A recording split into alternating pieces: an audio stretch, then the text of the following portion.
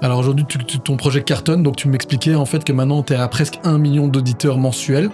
Sur Spotify. Sur Spotify, 75 millions d'écoutes par mois. Parce que ton visage ne dit pas spécialement grand-chose aux gens. Pourquoi un Bob Sinclair, par exemple, son visage, tout le monde le connaît et pas spécialement le tien? Est-ce que tu penses qu'il y a un parallèle à faire avec d'autres DJ ou c'était exceptionnellement pour Avicii? Mais je pense qu'on a pas mal de fantasmes sur la vie de DJ. Il avait sûrement des difficultés personnelles, mentales et... Donc tu crois que même un David Guetta, par exemple, c'est son honneur à lui de venir à Tomorrowland plutôt que l'inverse? Moi, c'est la première fois. Ah, c'est la première fois? Le Tomorrowland, ouais, c'est la première cette année. Ouais. 3500 et 4500 $. Donc entre 3000 et 4000 euros par million de streams. Et alors, le calcul, il est fait... Mais donc, c'est quoi la prochaine étape, en fait? Bon, il y a toujours... T'inquiète pas, il y a toujours moyen de faire mieux. Hein. Son visage ne vous dit peut-être rien, et pourtant, je peux vous assurer que vous êtes déjà ambiancé sur ces sons. Aujourd'hui, j'ai le plaisir de recevoir le DJ To Die For. Lucas, merci d'être avec nous aujourd'hui.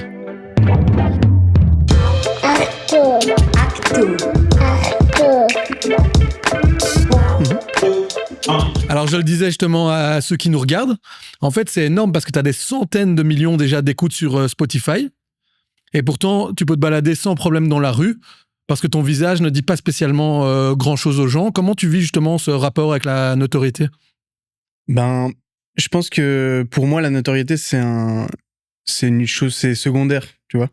Pour moi c'est plus une conséquence d'entre guillemets avoir bien fait ma musique ou mon métier, plus qu'un but réel de me dire je fais ça pour devenir connu. Donc moi je pars du principe que à partir du moment où tu fais bien ton métier, que ce soit la musique, peintre, chanteur, dessinateur, j'en sais rien, si tu fais ça pour l'art en tant que tel et pour l'amour de ce que tu fais, tu fais pas ça pour que les gens te reconnaissent dans la rue. Bah ça c'est mon avis, tu vois. Bien, ouais. Mon but c'était pas de devenir DJ pour qu'on me reconnaisse au Deleuze ou au Colorite demain. Tu vois ce que je veux dire? Et ceux qui sont justement reconnus, tu crois que c'était intentionnel ou qu'est-ce qui les différencie en fait de toi? Pourquoi un Bob Sinclair par exemple, son visage tout le monde le connaît et pas spécialement le tien? Ou même Avicii? Je saurais pas te dire si c'est quelque chose que ces DJ-là expressément ont eu envie. Tu vois, est-ce que Bob Sinclair a un visage reconnu parce qu'il a eu envie d'être reconnu ou parce qu'il a tellement été énorme dans ce qu'il fait et il a été très fort médiatisé que c'est la résultante de se dire ok, je le reconnais directement. Mais ça te porte jamais préjudice, même en termes de cachet, parce que j'imagine que oui, ils sont contents d'avoir une tête d'affiche qui est To Die For vu la reconnaissance que tu as dans le milieu.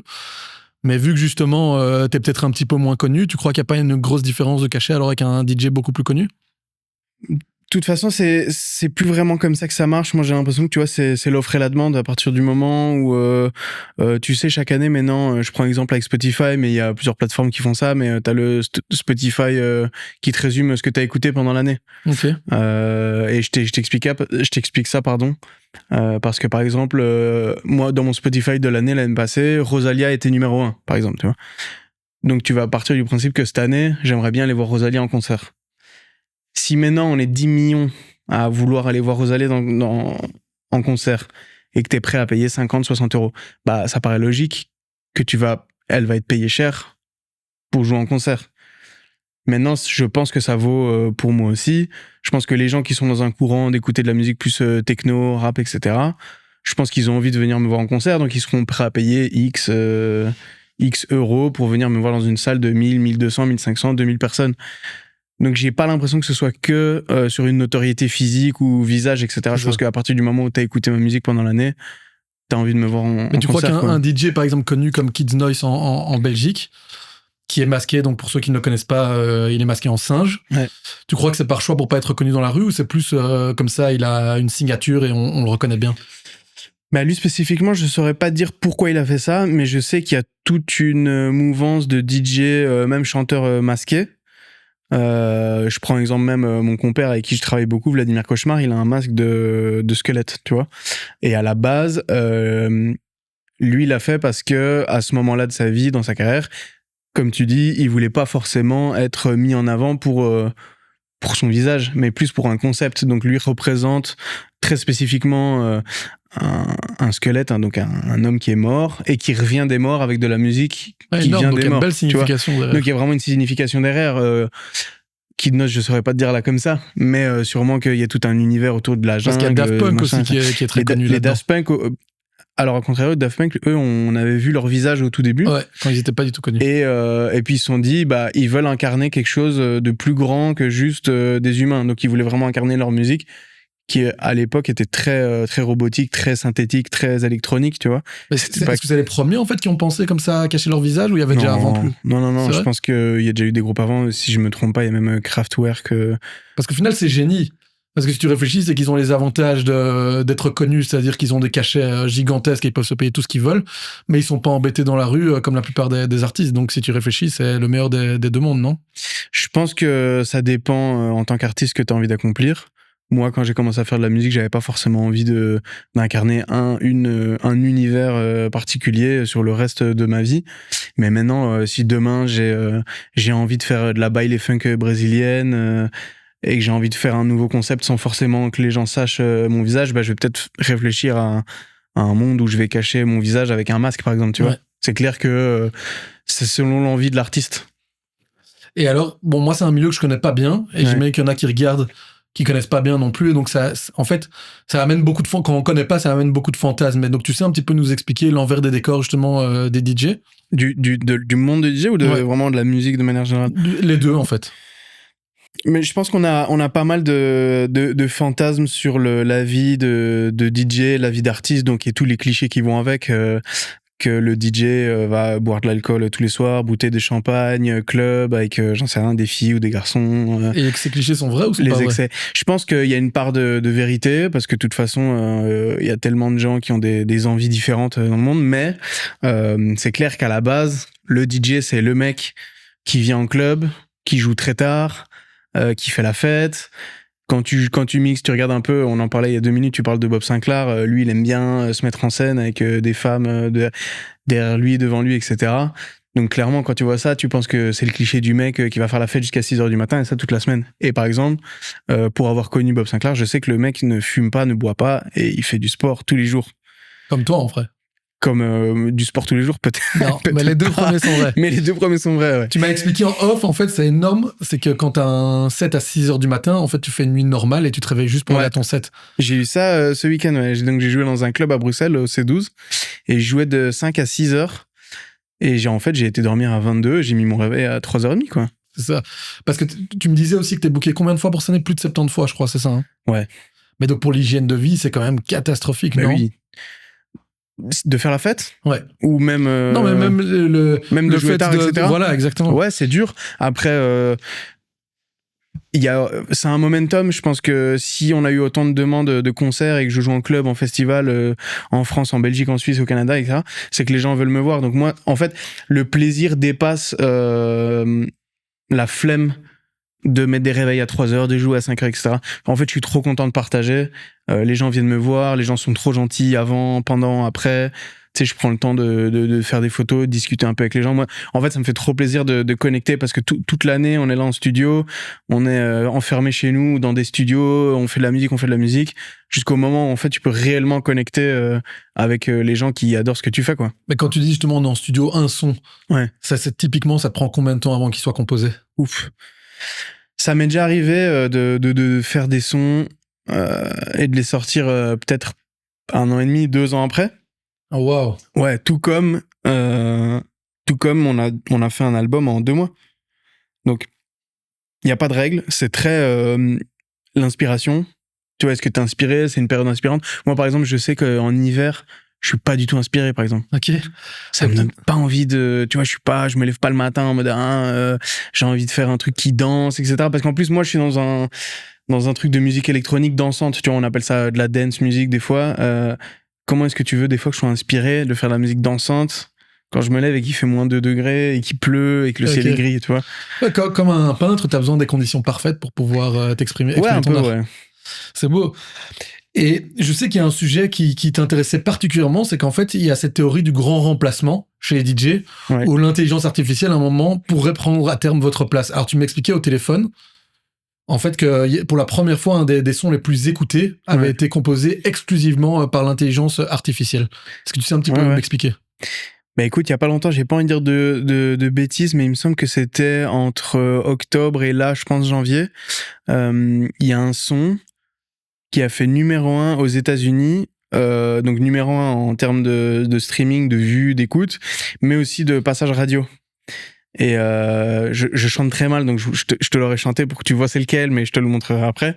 Donc le son tourne, évidemment, comme tous les sons récemment, il a été poussé par TikTok. TikTok qui essaye depuis de prévenir les gens sur l'utilisation de l'IA en dessous des vidéos, mais c'était vraiment les prémices des gros sons IA. Et finalement, le son cartonne, et on se rend compte après qu'en fait, dans les crédits, il n'y a pas de nom. Personne n'a fait le son, tu vois. En fait, ça a été généré par des prompts comme quand tu génères avec ChatGPT, fais-moi mon planning de la semaine pour manger ceci, cela, etc. Et donc le mec, à l'époque, donc moi, j'étais même pas au courant des programmes qu'ils utilisaient. Ça fait pas longtemps que je m'y intéresse un peu. Mais ça te fait pas peur, tout ça? Oui et non.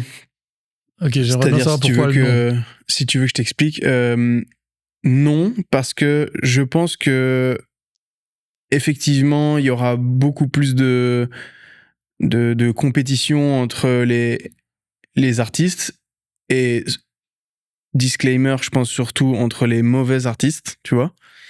Mais je pense qu'une personne, quelqu'un qui écoute de la musique, même si le son est bien, je pense qu'il a toujours besoin de se référer à une émotion, à une direction artistique, tu vois, à un humain, un visage, une histoire. Je pense pas que je puisse, moi, écouter un album entier de sons que je trouve vraiment bon pour après découvrir que c'est un robot. Moi, personnellement, tu vois, ça me touche pas, ça m'intéresse pas. Non, mais évidemment, les résultats sont là, parce que tu dis que c'était le plus écouté, donc ça veut dire que les gens sont quand même demandeurs. Et ils sont demandeurs, mais à quel prix et sur quelle durée, combien de temps et pourquoi? De toute façon, derrière, tu peux pas aller le voir en concert, tu peux pas discuter avec cette personne, tu peux pas découvrir son quotidien, pourquoi il a écrit ça dans les paroles. Donc tu vas me dire qu'en fait, les gens écoutent pas les paroles et ils sont juste là pour la mélodie. Fine, c'est très bien, tu vois, mais... Alors justement, tu me parles de concerts, enfin plutôt de festivals, je crois. Ouais. C'est surtout là qu'on voit les DJ. Et à l'époque, c'était primordial d'être vu dans les festivals, vu que c'est ça qui donnait... Enfin, tu m'arrêtes si je me trompe, mais j'ai l'impression que c'est ça qui vous donnait la notoriété. Mm-hmm. Mais aujourd'hui, j'ai l'impression qu'il y a eu un shift où votre image de marque, au final, c'est vos réseaux sociaux. Et enfin, tu m'arrêtes si je me trompe, mais j'ai l'impression que les festivals veulent surtout des gens qui sont énormément suivis. Je me trompe ou c'est le cas? Moi, je pense qu'avant, c'était une pattern où c'était tu joues en festival, donc t'as de la visibilité, donc tu gagnes des fans. Moi, je le voyais vraiment avant le Covid, où quand je jouais sur une grande scène d'un festival, si mon set était bien, que ça s'était bien passé, je pouvais prendre 1000, 2000, 3000 abonnés parce que j'avais joué au festival à ce moment-là. Donc en fait, le festival pour moi était un tremplin. Un tremplin, une carte de visite pour des potentiels fans qui vont t'écouter après, tu vois. Okay.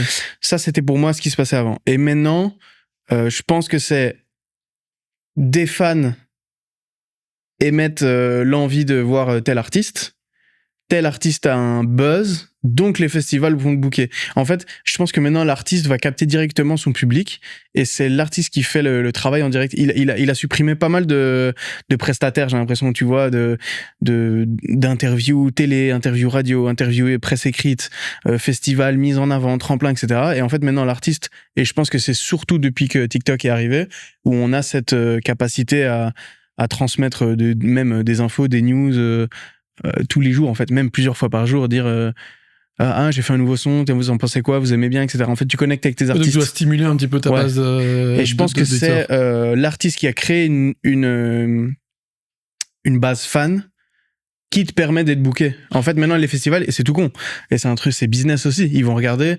est-ce qu'on bookerait pas ce DJ qui a 100 000, 150 000 abonnés, là où à l'époque, c'était plus...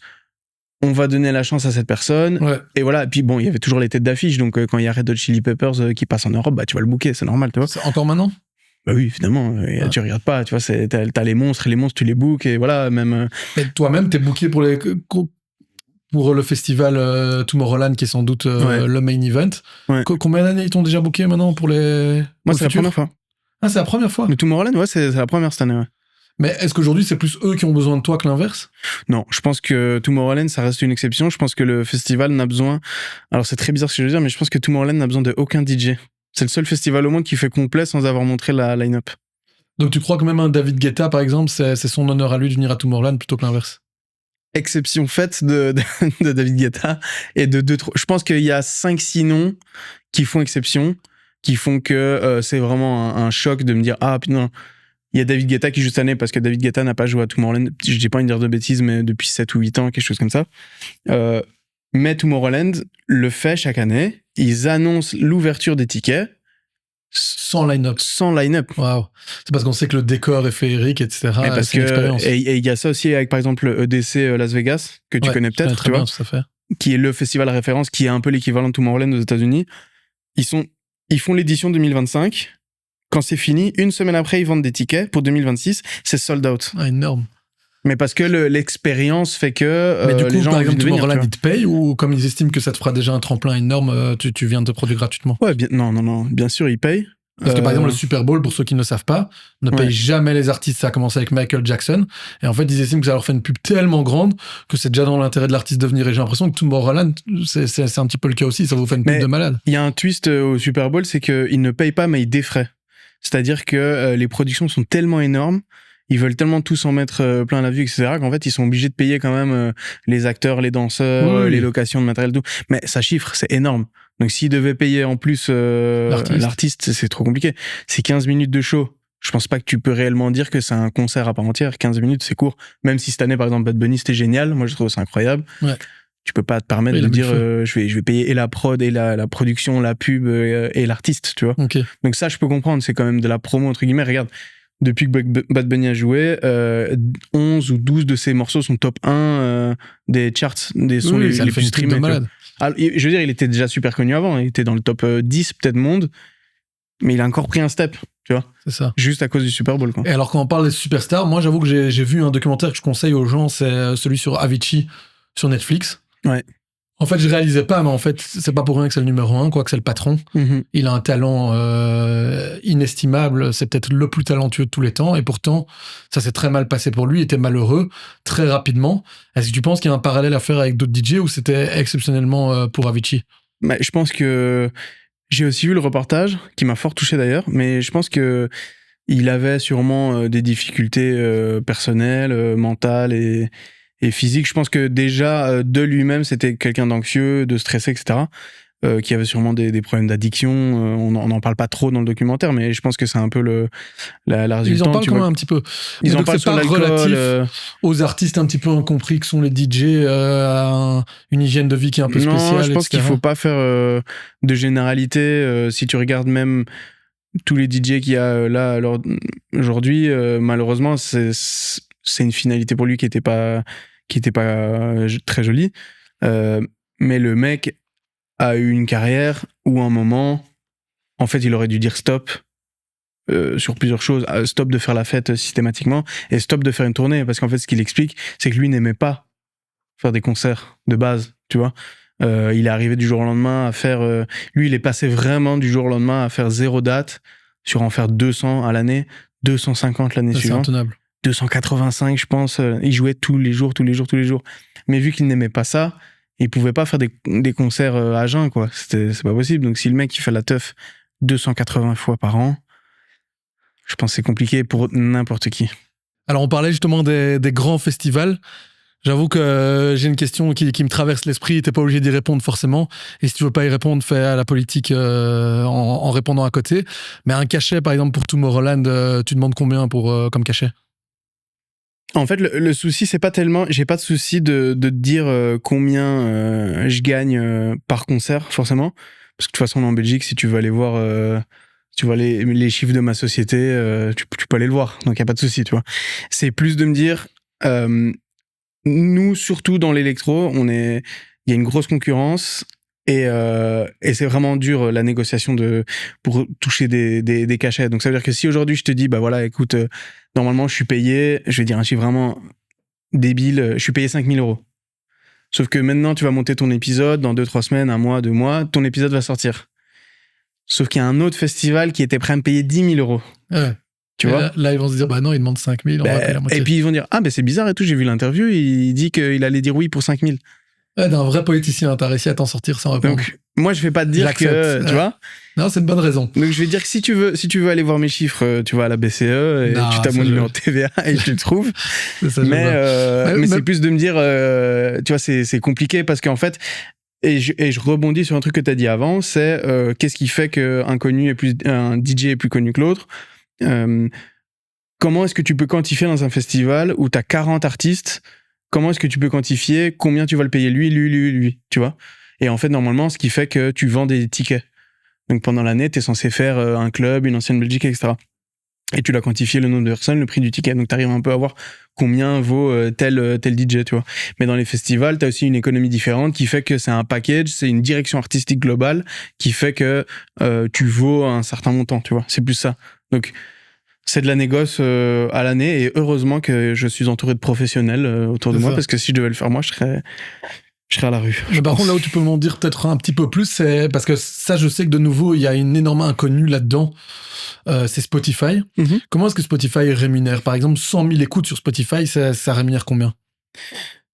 Et je crois qu'on compte pas par 100 000, je crois que c'est par million. Je sais que c'est une histoire entre 3 500 et 4 500 $. Donc entre 3 000 et 4 000 euros par million de streams. Et alors, le calcul, il est fait.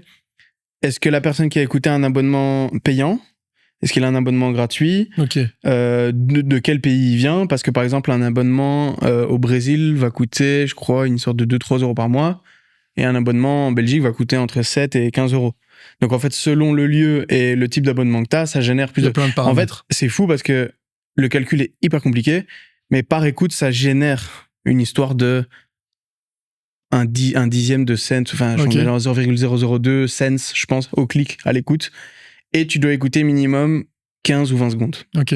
Tu peux pas écouter 5 secondes et dire que tu as généré de l'argent, tu vois. Donc, je sais que le calcul est fait comme ça. Et nous, ça vaut aussi pour la comptabilité des disques d'or, par exemple. J'ai vu qu'il y en avait un à côté, c'est pour ça que je pointe là-bas, mais on ne voit pas la caméra. Et pour les disques d'or, pareil, on estime que 1500 écoutes. Équivaut à une écoute. Premium. Donc, premium, c'est abonnement payant. Du pays dans lequel tu estimes avoir un disque d'or, vaut un CD vendu. Ce qui est cohérent en soi. Mais le calcul est compliqué à faire parce qu'effectivement, des fois, tu vois, il y a des gens, ils ont 25 millions de streams sur un morceau, ils n'ont aucun disque d'or. Parce qu'en fait, ils sont écoutés en Italie, en Espagne, en Allemagne, en France, etc. Et tous les streams sont départagés sur plusieurs pays, tu vois. Nous, par exemple, dans le dernier album qu'on a fait, on a 2 singles qui ont été disques d'or parce qu'on a comptabilisé 15 millions de streams payants français. Donc t'as un disque d'or, là? De manière générale, j'en ai plusieurs, ouais. Ah, t'en as plusieurs, magnifique. J'en ai entre 15 et 30, un truc comme ça. Oh, waouh, la classe. Mais c'est pas... c'est sur plusieurs années, c'est sur plusieurs artistes... Mais donc c'est quand même dur d'en vivre, de juste Spotify. En fait, on est obligé de se diversifier. Ouais, moi je trouve ça très dur parce que les frais il me semble que pour avoir fait un son à 1 million de streams, ça t'a coûté plus que 4 000 euros que ce que tu peux réellement gagner, tu vois. Après, il y a des exceptions. Il y a des coups de chance, il y a des albums où en fait t'en fais 10 fois des 1 million de streams, etc. Voilà, alors justement, on va en parler, justement, ça c'était projet d'aujourd'hui. Ouais. Alors aujourd'hui, ton projet cartonne, donc tu m'expliquais en fait que maintenant t'es à presque 1 million d'auditeurs mensuels. Sur Spotify, Spotify, 75 millions d'écoutes par mois, c'est ça? L'album qu'on a fait a généré plus de 70 millions, mais en 6-7 mois. Ah, en 6-7 mois. Ouais. Donc ça, c'est énorme quand même. T'as jamais eu un aussi gros succès. Non, bien sûr, non. C'est le plus gros qu'on ait eu pour l'instant, ouais. Mais donc là, on est d'accord, ça te transporte dans une autre stratosphère, en fait, après une autre dimension. Mm-hmm. Mais donc, c'est quoi la prochaine étape, en fait? Bon, il y a toujours... T'inquiète pas, il y a toujours moyen de faire mieux. Hein. Quand tu regardes David Guetta, son dernier son, il a 2 milliards 5 millions de streams. Tu vois, la virgule du 2 milliards virgule représente 10 fois plus que ce que je fais en un an. Donc, je pense qu'il y a une marge de progression qui est assez claire et facile à se rendre compte. Mais clairement, le but là, pour moi, c'était de pas freiner, justement, tu vois. De pas me dire, ça y est, entre guillemets, ça y est, regarde maman, j'ai réussi, j'ai un disque d'or, je suis à Tomorrowland. Non, tu vois, c'est justement maintenant qu'il faut prendre le taureau par les cornes, faire des nouvelles musiques, préparer un nouvel album. T'en as dans le pipe là en ce moment? J'en ai plein, je dois en avoir entre 20 et 55, 60, je Tu pense. sais nous donner un petit scoop, quelque chose sur lequel tu es en train de travailler avec un artiste? Bah écoute, ouais, j'ai fait un son là qui est censé sortir, je sais pas quand le podcast va sortir, à l'heure où on va dire enregistre, dans mais 2-3 semaines plus ou moins. aux alentours de la sortie du podcast, j'aurais sorti un son avec Gazo, je sais pas si tu vois, c'est un rappeur français, C'est lui mais qui t'a est quand même contacté? assez gros. T'as dit quoi? C'est lui qui t'a contacté? Non, quand même pas. On a, On n'a pas on a encore toqué à sa porte et en se disant que c'était peut-être mort d'avance, mais en fait non, il avait adoré. Tu sais, moi mon concept récemment c'est de mélanger techno et rap. C'est pas quelque chose qui a été souvent fait, tu vois. Là, il y a une grosse mouvance, en tout cas entre les 18-30 ans, plus musique techno, un peu plus rapide, un peu plus hard. Ça fonctionne très bien en club, en festival. Moi, j'aime beaucoup l'énergie que ça représente, mais je viens de l'école du rap depuis longtemps. Ok. Et en fait, on a cliqué et ça me paraît tellement logique de mélanger les deux. Mais ça avait jamais trop été fait. Il y a quelques artistes qui l'ont fait, que je vais te citer, Von Bicrave, Evil Grimace, etc., que tu connais certainement connais pas, qui sont plus vraiment dans une niche. Mais t'estimes qu'il y a un potentiel de buzz comme l'album ouais, que on je viens l'a de sortir? fait et ça a marché. Magnifique. Donc Magnifique. le pari qu'on a pris a été payant, quoi. Et alors je voulais savoir, alors là justement c'est surtout pour les connaisseurs qui nous regardent. Ouais. Est-ce que tu as quelques pépites? J'adore les connaisseurs. Voilà, mais les connaisseurs ils aimeraient bien savoir quelques pépites qui sont pas encore découvertes, mais où toi tu te dis ceux-là ils vont péter, quoi. Des artistes? Ouais. Je pourrais t'en dire plein parce que la concurrence est rude de ouf. Mais un où t'es vraiment sûr c'est le prochain Zizou, tu l'as repéré, lui il va exploser. Je vais t'en dire un, mais qui vont pas être dans les mêmes standards de pété que toi, je pense. Ok. Donc moi, il y a un artiste qui s'appelle No Name, donc pas de nom, No Name avec un O barré.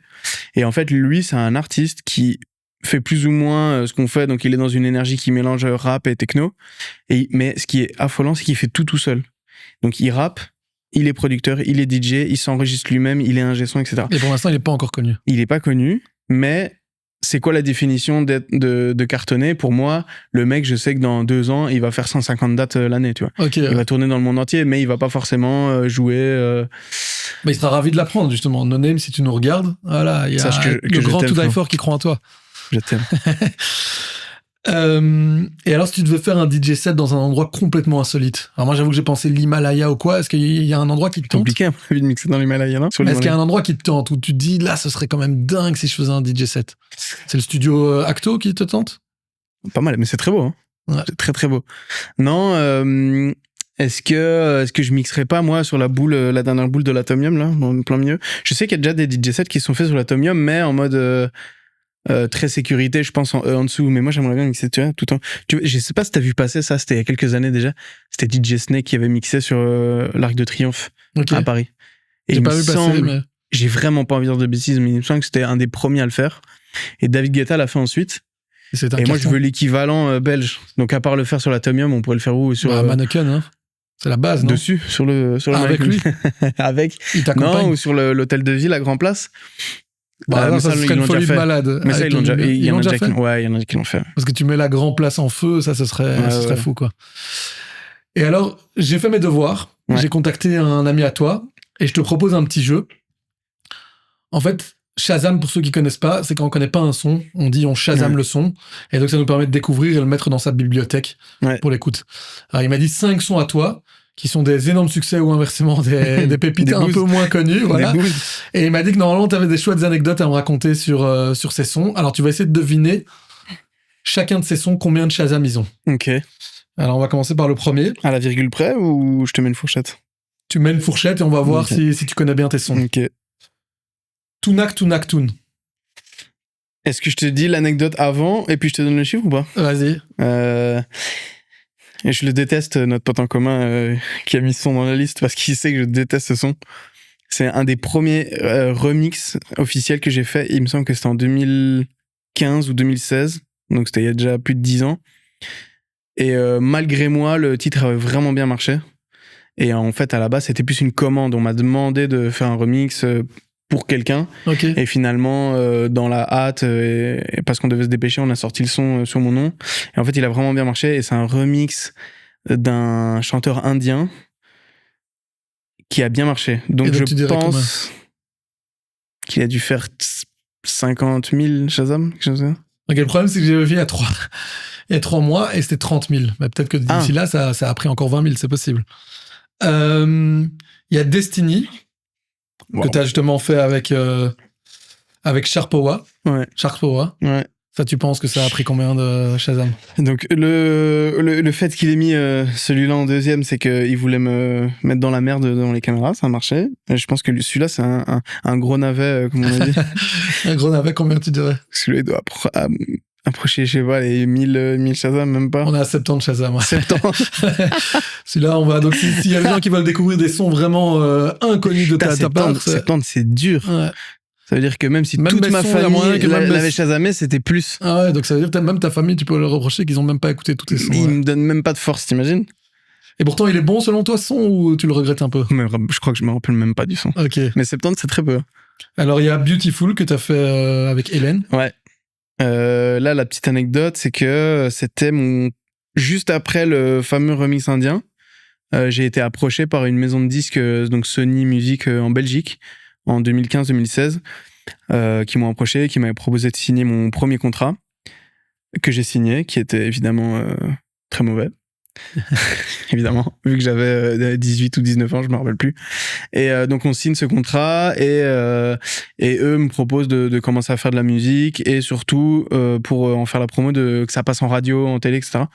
Donc moi j'étais chaud. Moi je passais de mixer dans des caves pour 50 € à me dire que je vais avoir des sons à la radio. Donc tu t'imagines bien, moi j'étais bien motivé à l'époque. Il a quand même bien marché alors. Et celui-là avait pas mal marché, donc on a sorti ce son-là qui avait pas mal marché à l'époque. Et donc je dirais quand même que 80 000. Ouais, 54 000, on n'est pas trop loin. J'accepte la réponse. Pas mal.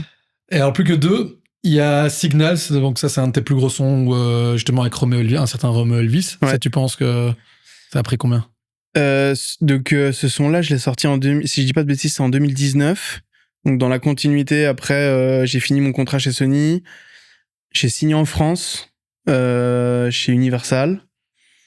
Et à ce moment-là, je tournais, j'étais déjà le DJ de Romeo Elvis dans les années entre 2018 et 2020, jusqu'à ce que le Covid arrive, tu vois. Et on a sorti ce son-là, qui était un gros succès d'ailleurs. On avait fait disque d'or en France et disque de platine en Belgique. Donc je pense que le score doit être pas mal. Donc tout à l'heure, j'ai dit 80, tu m'as dit 50, donc j'ai peut-être 300. Ouais, plus de 500 000 même, on est à 520 déjà. Ah, pas mal. Sympa. Et alors le dernier, Regulation Reloaded. Ouais. Ça, tu dirais quoi? Eh ben ça, c'est notre dernier son avec Vald, qui est un rappeur français avec qui on travaille depuis quelques mois là. Et c'est justement celui que je te disais qu'on a eu un disque d'or en France il y a pas longtemps. Mais je pense pas que ce soit le genre de son que les gens entendent sans faire exprès à la radio. Donc je dirais un peu moins quand même. Peut-être 50 aussi. Ok, ben ça j'ai une bonne nouvelle, j'ai pas la réponse. Donc c'est pour challenger un petit peu ceux qui nous regardent. Excellent. Ils vont aller voir la réponse si t'es dans le bon ou pas. Alors, je voulais encore aborder un dernier sujet avec toi avant qu'on parle de l'action qu'on va entreprendre. Ouais.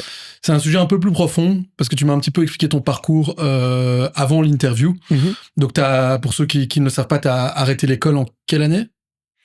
En 5e secondaire. Voilà. Et tu m'as dit que tu n'avais aucun regret à ce niveau-là. Non. Et que s'il y avait des jeunes artistes, n'hésiteraient pas à leur dire lancez-vous, arrêtez l'école. Des jeunes artistes, j'ai cru que tu avais dire et si tu as un conseil à donner aux jeunes, arrêtez l'école. Très bien. Non, mais en fait, là où on a discuté, toi et moi, qui m'intéressait, c'est que le système scolaire n'a pas vraiment évolué sur les même plus de 100 dernières années. Et au final, des gens comme toi qui ont vocation à devenir artistes, etc., l'école parle un petit peu moins aux gens comme toi. Ben, ce que je peux te dire déjà, c'est mon expérience à l'école. Moi, j'ai été dans 2 écoles très élitistes. Donc, j'ai d'abord commencé à Saint-Boniface, à Ixelles, tu vois. Puis j'ai fini à Dashbeek, qui sont en fait sur papier 2 super écoles. Mais qui ont ce côté d'avoir une éducation un peu très vieillissante pour moi, qui n'a pas forcément suivi un peu l'évolution dans le monde dans lequel on vit, tu vois. Et en fait, c'est très bizarre parce que j'ai l'impression que c'était des super éducations sur papier, mais qui te préparaient à un monde qui n'existe plus, tu vois. En fait, le problème, c'est que il te prépare pour le monde d'aujourd'hui, mais le monde de demain sera complètement différent par rapport au monde d'aujourd'hui. Mais c'est pas une surprise, je veux dire, j'ai l'impression qu'on peut déjà le pré-shot, ce truc-là. Genre, à l'époque déjà, donc moi j'ai arrêté l'école il y a 15 ans, on va dire. Quand j'ai arrêté, le monde avait déjà changé, tu vois. Donc la finalité, c'était pas que tous aller à l'IEX et être manager de, tu vois. Genre, moi j'aurais adoré, par exemple, qu'on me pousse à faire mécanicien ou charpentier ou plombier. Ça. Tu vois, nous, c'était une mauvaise nouvelle si tu voulais annoncer que tu voulais devenir maçon. Alors que franchement, s'il y a bien des métiers aujourd'hui en pénurie et qui sont des bons métiers, c'est tous les métiers manuels. Tu Exactement. vois, électricien, maçon, maçon, où charpentier. l'intelligence artificielle ne pourra sans doute pas remplacer. Effectivement, tu vois. Donc tout cet aspect-là déjà sur métier intellectuel / de bureau contre métier manuel. À l'époque, c'était on t'aurait plus poussé à étudier les romanes et à étudier le latin grec et de devenir prof de latin que de devenir maçon, tu vois. Mais donc concrètement, comment est-ce que l'école devrait changer selon toi aujourd'hui pour répondre aux attentes telles qu'un artiste Mais comme c'est toi, compliqué parce que j'ai pas envie non plus de cracher sur tous les enseignants qui ont déjà un métier très difficile, et puis l'enseignement, je pense que ils sont entourés de lois, et je pense que c'est compliqué de tout changer du jour au lendemain. Mais j'ai envie de prendre exemple sur des institutions, des enseignements, des écoles privées, tu vois, qui ont déjà plus de bagages. Il y a un suivi émotionnel, tu vois, il y a un peu plus de cas par cas. Il y a un prof pour beaucoup moins d'élèves. On va demander comment l'élève se sent, tu vois. Donc un accompagnement plus individuel. Tu vois, un accompagnement individuel. Et puis, tu sais, à l'époque, il y avait toutes ces questions qu'on prenait pas forcément en compte. Tu sais, maintenant, on détecte de plus en plus tôt les autismes, même légers, les gens qui ont des troubles du comportement, des troubles de l'attention, etc. Et je pense qu'à l'époque, on s'en foutait. Si tu disais, j'arrive pas à rester concentré, bah si, t'inquiète, tu vas arriver à rester concentré. Alors que c'est physiquement pas possible, tu vois. Moi, impossible de rester sur une chaise. J'ai fait première, deuxième, troisième, quatrième, cinquième. J'ai doublé 5 fois, 4 fois. Tes parents, à ce moment-là, ils avaient ils étaient heureux, ils étaient au top. Non, mais ouais, ils perdaient un peu espoir. Sauf que moi, je savais déjà quand j'avais 16-17 ans que je ne voulais faire rien de ce qu'ils me proposaient. Et mon seul but, c'était de faire de la musique. Donc, mais pour faire une école supérieure de musique, il fallait que j'ai mon CESS. Mais c'était quoi la finalité ? C'était encore me pourrir, bloquer toute ma... Parce que j'avais de l'inspiration, moi, tu vois, 17-18 ans, j'écrivais déjà des chansons et j'ai sorti des chansons. À 20 ans, on a fait 70 écoutes sur Shazam. Ouais, 70 Shazam. Shazam qui n'existait pas encore à l'époque d'ailleurs, je pense, mais... Tu vois, c'est ce truc de... On bloquait des jeunes qui ont déjà une envie très claire de ce qu'ils ont envie de faire. Donc, je pense que j'irais plus vers un enseignement qui encadre l'élève et qu'on aille dans son sens. Après, il y en a beaucoup qui savent pas quoi faire, tu vois. Je prends exemple, j'ai plein de potes qui ont fait leurs études pour se poser la question, tiens, qu'est-ce que je fais maintenant ? Ça, c'est un autre débat, tu vois. Ouais. Est-ce qu'ils n'ont pas été assez stimulés dans la découverte de tous les corps de métier, de ce que tu peux faire, et même pas forcément de métier tout court, tu vois, c'est... Ouais, ça, c'est le côté justement positif de l'école. C'est que normalement, une fois que tu as fini l'école, tu n'as aucune porte qui est fermée. Normalement, oui. Vu que la scolarité belge est quand même assez bien poussée. Ouais, je pense qu'on a de la chance là-dessus. Alors, l'ADN de ce podcast, pour ceux qui nous suivent déjà depuis quelques temps, c'est vraiment la bonne action à la fin de l'épisode, une action concrète pour rendre le monde meilleur. Ça paraît un petit peu bateau, mais c'est avec des petites actions comme ça qu'on va faire améliorer les choses. Est-ce que tu as un petit peu réfléchi une action qui pourrait te parler à toi ? Ouais, on en a déjà parlé entre nous en off avant l'interview parce que tu me demandais justement ça. Et moi, ce qui m'intéresse vraiment, c'est la cause animale, tu vois. J'adore les animaux. J'ai toujours vécu avec des animaux depuis que je suis petit. J'ai eu des chats, des chiens, des oiseaux, des rats, des souris, tout ce que tu veux. Et ça me tient à cœur parce que j'ai l'impression que les animaux, c'est un peu ceux qui ont pas le choix, tu vois, qui sont abandonnés. Et tout ça, c'est de notre faute, les humains. Et je pense que s'il y a bien... une cause qui me tient à cœur, c'est ça, c'est de leur dire, leur donner du temps et... Alors, sorry de t'interrompre, mais en fait, là, je crois qu'il y a une synergie parfaite. Sur ce plateau, plutôt, en fait, j'ai reçu David Crigier, qui est à la tête du plus grand centre vétérinaire de Belgique. Et lui, l'action qu'il me proposait, c'était venir mettre la lumière dans certains de ces centres où il y a beaucoup d'animaux abandonnés pour essayer de leur trouver une famille d'accueil. Ouais. Mais il n'a pas la notoriété que toi, t'as. Et donc, je crois qu'à 3, on peut faire un boulot de folie avec ta notoriété, ses centres à lui, et moi qui viens filmer. Et on essaie de trouver une nouvelle famille famille pour chacun des animaux. C'est une très bonne idée. Ouais, très très bonne idée. Okay, et le simple fait que lui ait déjà œuvré là-dedans, ça va déjà moins un peu me guider sur ce que je peux réellement faire qui vont vraiment changer les choses. Parce que c'est clair que j'y avais déjà pensé, tu vois, le fait de moi en story sur Instagram, par exemple, j'ai déjà repartagé plusieurs fois quand il y a des animaux perdus ou il y a des centres qui ont besoin de dons. Tu vois, les dons, j'en ai déjà fait plusieurs fois. Mais j'aurais aimé cette fois-ci, comme tu viens de me le dire, plus structuré, mettre quoi. un peu plus la main à la pâte, aller sur place, aller voir les centres et tout. Mais c'est une très bonne idée que tu as eue, ouais, de ouf. Bon, on va faire ça alors. Et alors, pour conclure, parce qu'on va pas terminer là-dessus. Ouais. Alors, moi, je t'ai parlé de sets qui te feraient rêver pour faire DJ. On va à l'Atomium. À l'Atomium, ça pourrait être sympa, mais avant, moi, j'ai encore mieux que l'Atomium. On va commencer direct par le top. C'est Streambox. Pour ceux qui connaissent pas Streambox, c'est le studio justement de podcast dans lequel on tourne, qui se situe à Rode-Saint-Genèse, et il demande qu'une chose, c'est que tu les ambiances. Alors fais péter et fais-nous danser comme il faut. Et je vais faire avec un seul doigt. Avec un seul doigt? Ouais. Allez, vas-y, on tente. Bitch, on est trop, je viens réguler. Derrière, on est trop, je peux pas reculer. Je prends une balle,